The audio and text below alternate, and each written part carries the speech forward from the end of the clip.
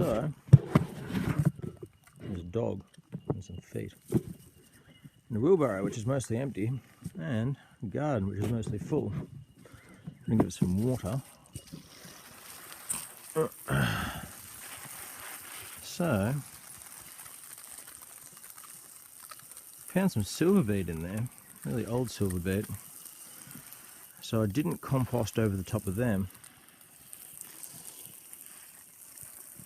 I composted around them and made a heaped garden. Will it reach? Do I have to get the actual hose as opposed to the shower? I might. Hang on.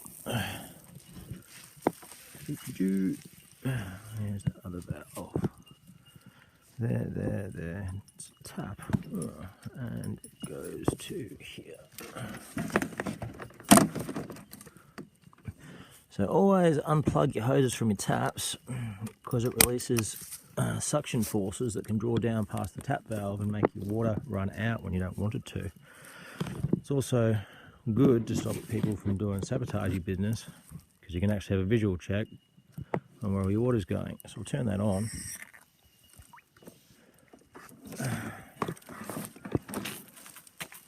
There we go, long range.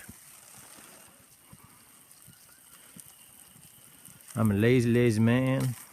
I could water the whole garden just for standing here. Chink.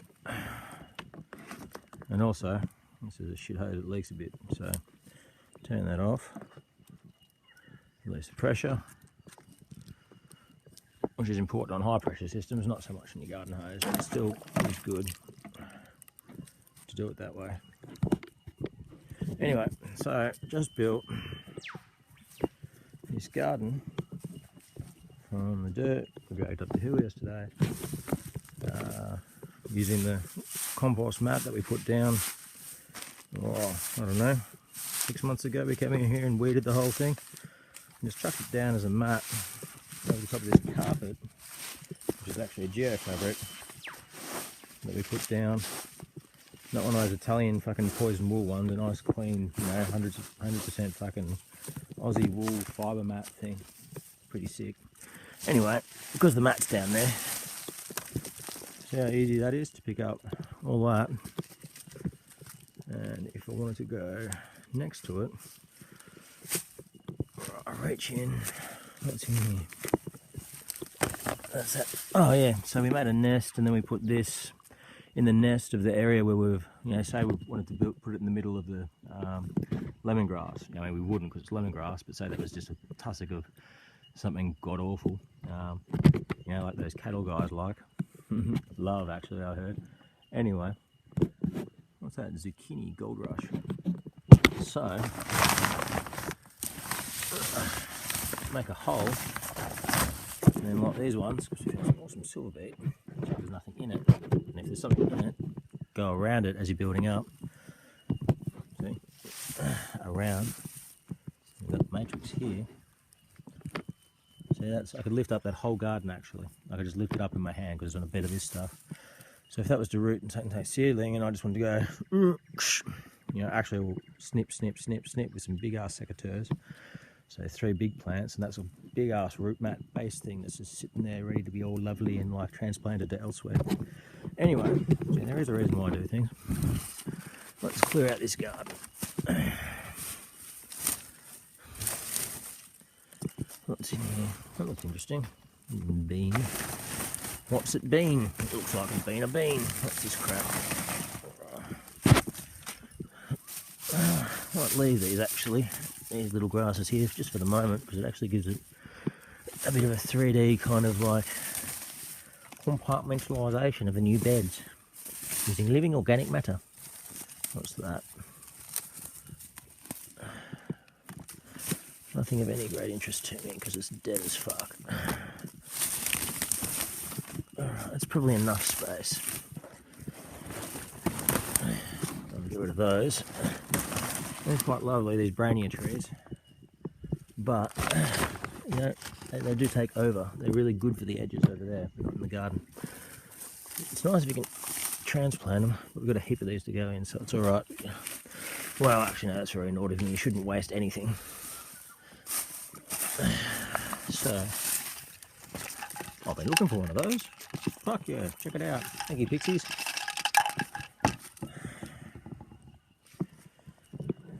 That's good. I'll put the... God damn it. Bloody termites. Alright, so I'm going to use the end of that and find another bottle for that. And we've got a little spray thing, so that's good.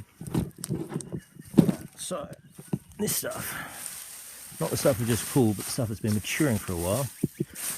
Lay that down in a nice bed. Get a bit more. Let's see, is there any other stuff that we haven't quite picked up? We have up here.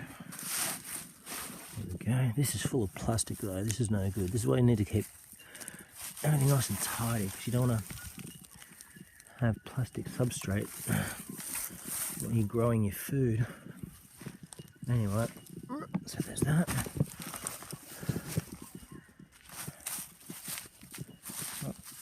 Look at me, I'm a chicken scratching. That's new stuff.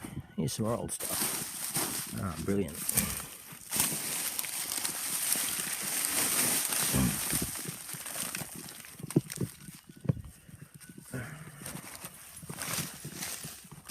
Get rid of you want to just put in there.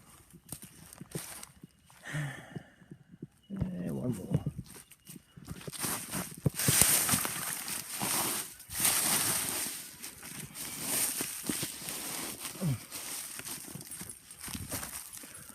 That'll do.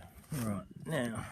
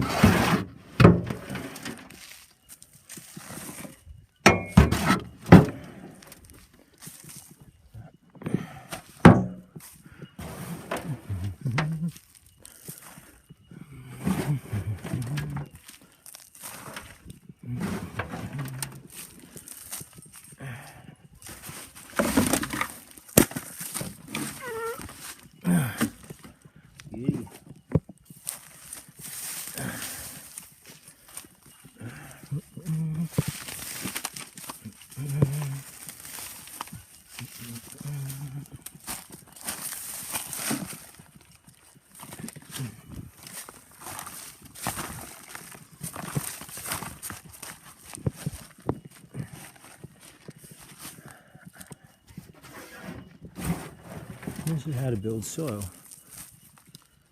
because there's lovely little particles and globules and microbes and everything from this soil from the rainforest that started off as lantana, that we broke down as we were making the creeks free of weedy materials and whatnot. We were able to leave all the big piles of lantana, you know, the bases of the waterfalls and stuff, and just go on our merry way and keep hacking up the mountain path, which is quite lovely. I think you've seen some videos. Anyway, look at what we did.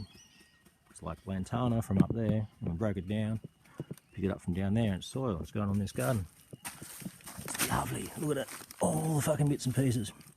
We go down into this substrate here. Here's one we prepared earlier, and they kind of soak in and make this like bog mat thing, just like in the Scottish Highlands, eh? You can grow quite large plants in this. You know, you might want to top up the soils occasionally. That's not a problem. Grow quite large plants until a stage. Quite large seedlings, I should say.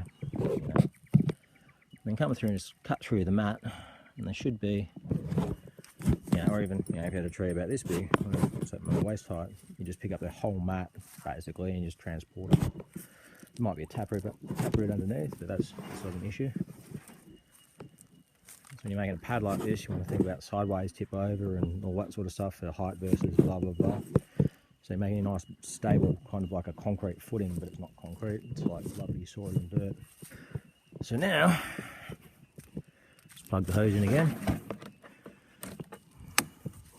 And water the new garden we just made in about 10 minutes. Awesome. So we'll plant that out and that'll be lovely.